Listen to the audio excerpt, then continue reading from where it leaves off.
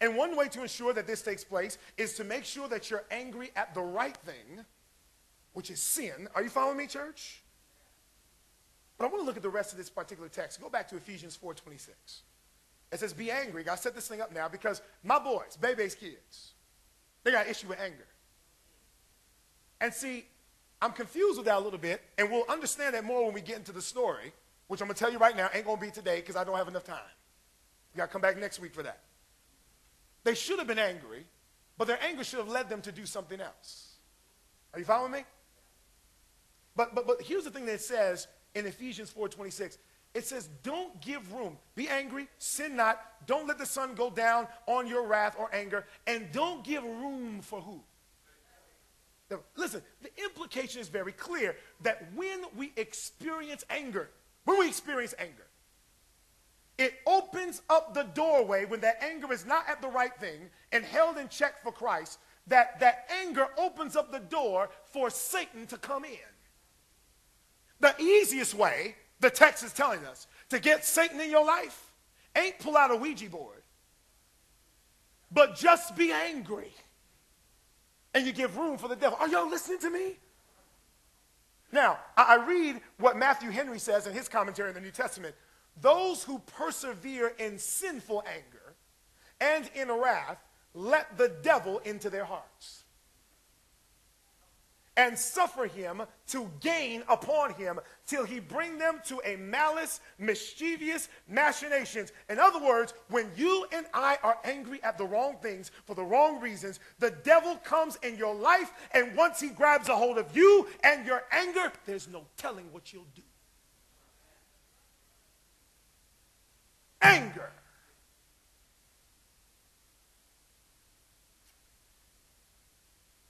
It'll be one thing if the acts that we performed in anger were against any Tom, Dick, or Harry. But it seems that those acts are mostly performed on the ones we love.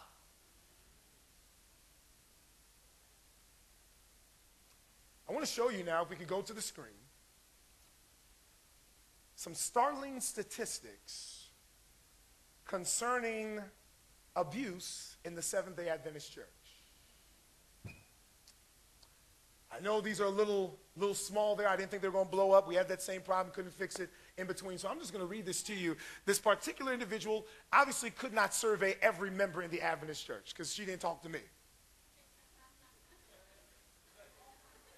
But she got over 2,000 to participate in this survey. I think it's important, just to give you a little lesson, they teach us in psychology, you got to ask what the statistics are, what the study group was in the survey. Because they say 80% of all people did this, but they only studied 20.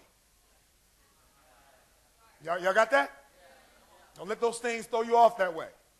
So I'm telling you, this is about 2,000, between 2,000, I think, and 2,500 people. This is in the entire church. But this is still startling. And I'll tell you even why more so. These individuals said that they experienced these things in their relationships at least once. At least once. Here's what it was. 61% experienced controlling and demeaning behavior. I'm going to read this to you because I know some of you can't see it. Let me shut down these lights. Might make it a little easier. That means they told you what to do and expected obedience. Obedience. Made big family and household decisions without consulting them. Limited their involvement with others, monitored their daily activities, ignored or discounted their accomplishments, was extremely jealous or accused them of having an affair, and exhibited general contempt for their gender. 61% in this church. Allen Chapel, the Seventh-day Adventist Church. But y'all wouldn't be, we'll get there. Intimidation and physical violence. 42% said that they have been in their relationship. They ain't the world, y'all. The church. That they were insulted, swore at, or called names. That someone destroyed property or cherished possessions, threatened to hit or throw something at them, threw, smashed, hit, or kicked something to frighten them, pushed, grabbed, or shoved them. Sexual victimization. 26% said that the people in their relationships that either used pornographic materials, used sexual degrading language toward or about them, used them sexually against their will, persuaded them to do something sexually that you consider a perversion. raped you, even if you're married, if they say no, it's rape.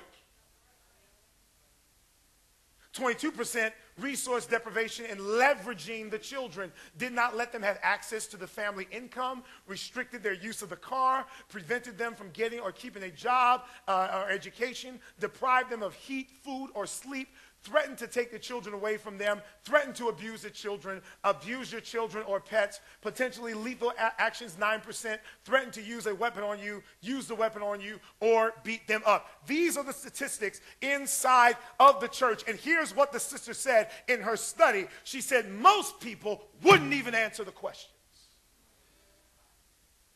That's why her focus group was as small as it was. Wanted to do more, but nobody wanted to say anything about it because we don't like to talk about it.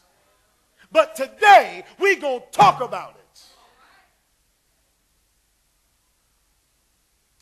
I've had the unfortunate privilege, because y'all going to keep looking at that. We'll get back there.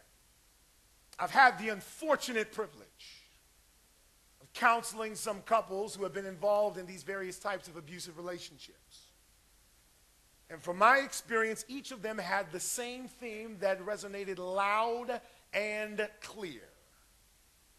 They did not know that the person they were dating was an abuser. They didn't know the signs to look for. Are y'all following me? And so when they get hooked up, the abuse has already taken place, and now they feel that they're stuck. Now,